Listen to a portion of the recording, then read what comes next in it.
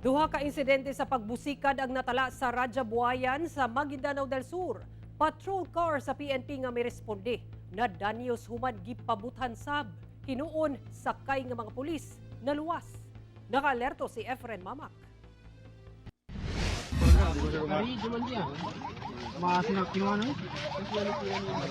Naalarma kini mga residente human nadungog ang kusog nga pagbusikad sa kadalanan sa barangay Sapakan, Raja Buayan, Maguindanao del Sur mag alas 8 sa buntag adlawng Miyerkules. Nasuta nga patrol car di ay ang ipabuthan sa mga sospek nga daling nanibat. Hinuon walay pulis nga naangol.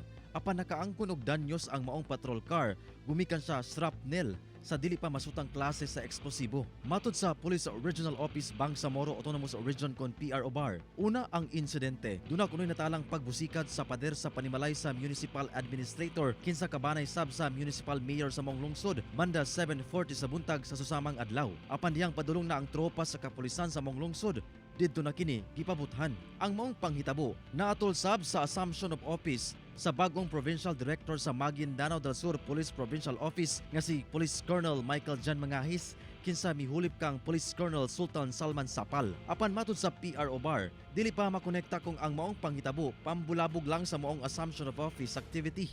It is very early para mag-conclude po tayo if ever na may connection ba ito doon sa nasabing assumption of office. Ginakumpirma pa kung ang mga sospek sa maong hitabo mausab ang local terrorist group nga responsable sa naitabong pagpang-ambush sa Sarip Agwak niadtong March 28 kung asa 5 ka pulis ang patay ug 3 ang samdan. Hindi rin pwedeng i-connecta ka agad-agad habang yung mga units po natin ay nagkakandak pa rin ng verification and investigation. Kauban si Gary Balantayog, Bong Vicencio, Efren Mamak.